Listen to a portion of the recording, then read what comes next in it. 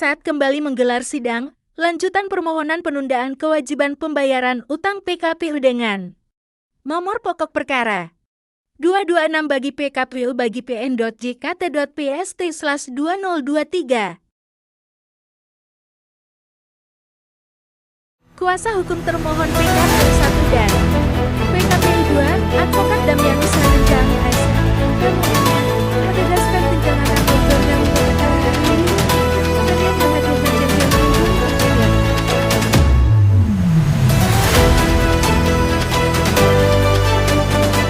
Bapak siap? Nama lengkap? Siap, nama lengkap siap. Bapak? Saya Damianus Herman Renyaan. Kuasa Jadi hukum saya dari? kuasa hukum dari si termohon PKPU 1 dan termohon PKPU 2. Siapa namanya? BT atau? Ibu Hesti dan Pak Eri. Pemohonnya sendiri siapa? Pemohon ada 4 orang, Pak Arsyad dan kawan-kawan. Oke. Bagaimana Pak tadi Pak dengan adanya 3 ahli tadi Pak ya? Iya.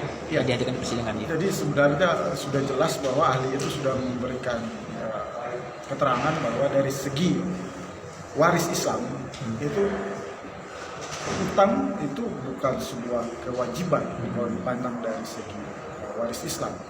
Satu, yang kedua bahwa para pemohon maupun termohon PKPU ini semua beragama Muslim, ya kan? Artinya kalau dari semua beragama Muslim tidak bisa diterapkan hukum waris KUH Perdata. Sedangkan dalam permohonannya pemohon ini menggunakan KUH Perdata sebagai dasar penuntutan. Nah, KUH Perdata itu tidak berlaku untuk ahli waris yang beragama Muslim. Jadi dari segi dasar hukum waris saja sudah bertentangan. Selanjutnya dari segi hukum perjanjian tadi ahli sudah menjelaskan, ahli perjanjian Prof. Ari menjelaskan bahwa dari segi perjanjian banyak sekali persyaratan yang harus dipenuhi. Dalam perjanjian ini dikatakan bahwa bonus yang dituntut itu akan diberikan kalau sepanjang si para pewaris itu masih menjadi pemegang saham, sedangkan orangnya sudah meninggal dunia. Sehingga orangnya sudah meninggal dunia bukan lagi menjadi pemegang saham. Artinya perjanjian itu sudah berakhir karena perjanjian itu bersyarat batal. Dan syarat batal dengan meninggalnya orangnya, maka perjanjian sudah berakhir. Di satu sisi juga perjanjian bersyarat tangguh karena si pemberian itu akan dilakukan sepanjang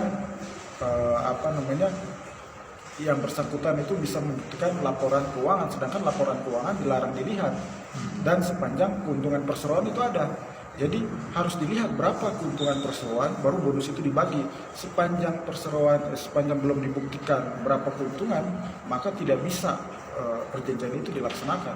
Dalam hal ini laporan keuangan dari PT Ramayuda tidak pernah dibuktikan di sini. Artinya untuk menentukan berapa nilai yang jatuh tempo harus dibayarkan sehingga itu dianggap sebagai utang itu tidak jelas.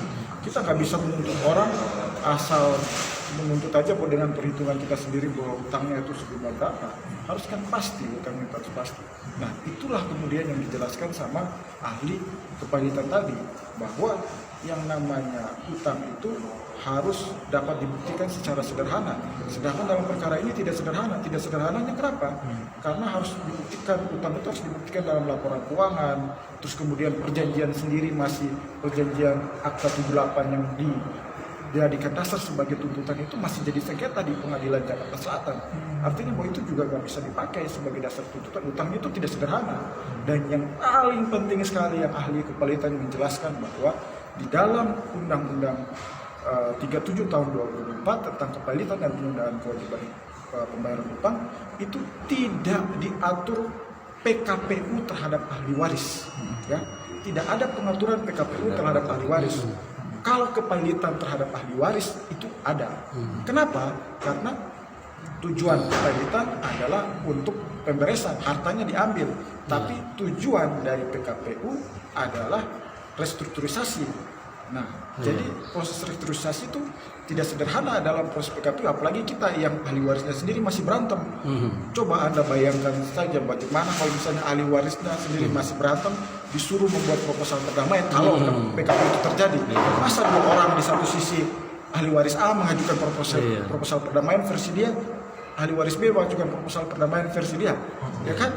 Kan nggak bisa seperti begitu. Nggak bisa, Pak. Kacau, hukum sistem hukum jadi kacau. Makanya ahli tadi menjelaskan bahwa di dalam Undang-Undang 37 tahun 2004 PKPU terhadap ahli waris itu tidak ada dan tidak diatur.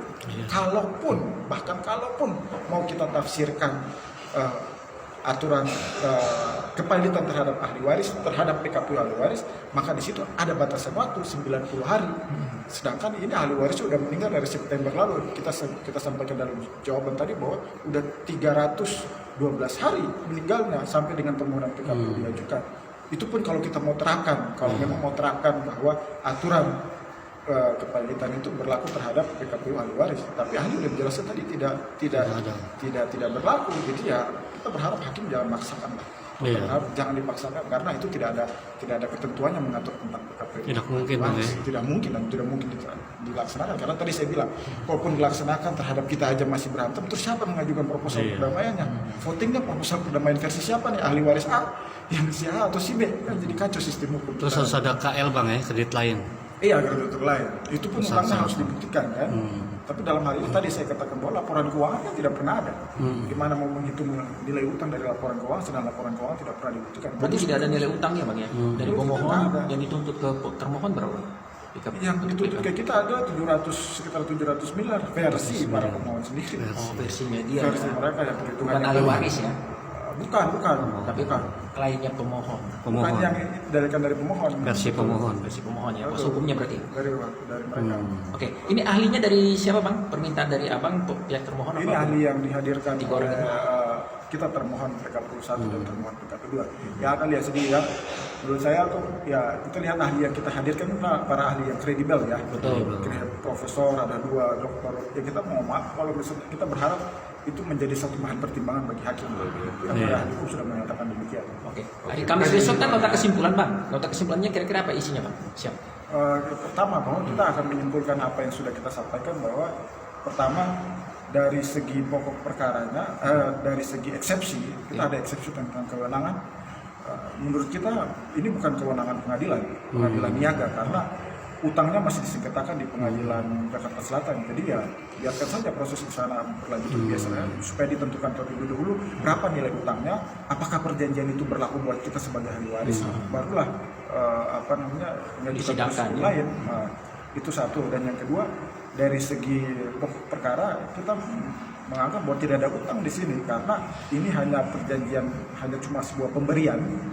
Ini hanya sebuah pemberian atau perkata dan sifatnya bersyarat yang harus dibuktikan terlebih dahulu. Persyaratannya misalnya laporan keuangan dan sebagainya. Jadi ini tidak sederhana menurut kita. Dan lagi pula juga kalau itu pun kalau dipaksa berlaku PKPU terhadap ahli waris. Sedangkan tadi ahli sudah menjelaskan bahwa PKPU terhadap ahli waris tidak bisa diajukan. Artinya bahwa prosesnya ini kan seharusnya tidak dapat disengketakan atau misalnya seharusnya utangnya ditolak. Utangnya ditolak. Karena ini ahli waris di bidang apa Bang? Tanah, apa rumah, apa benda lain? Yang mana? Yang diminta oleh pemohon kepada termohon?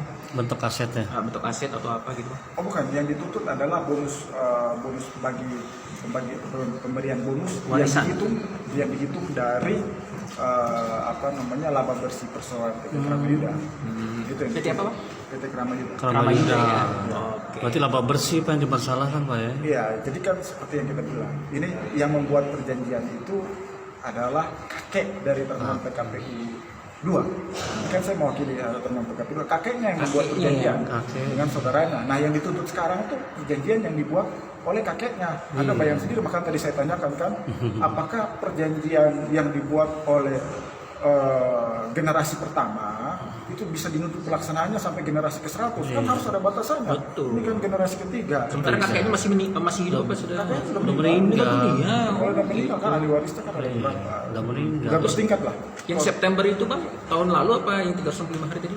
Itu bapaknya. PKPU 2. Pemotret PKPU 2, siapa namanya? Pak Eka. Eka sebagai apa jabatannya? Pak Eka itu kalau beliau sebagai pemegang saham mayoritas. Mayoritas yang terbesar ya. Oke.